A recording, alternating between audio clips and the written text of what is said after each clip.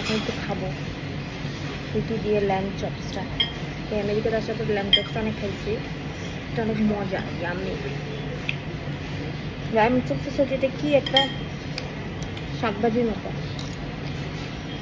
কলমি শাক, যে ঘরে যেরকম কলমি শাক বানায় ঠিক ওইটা, এই যে ওই শাক। সবাই এখন একটু রাইস দিয়ে খাই। ল্যাম্পে তো একটু হালকা স্মেল থাকেই। ভাইয়া এই তো আমরা বাইরে আসছি ভাই।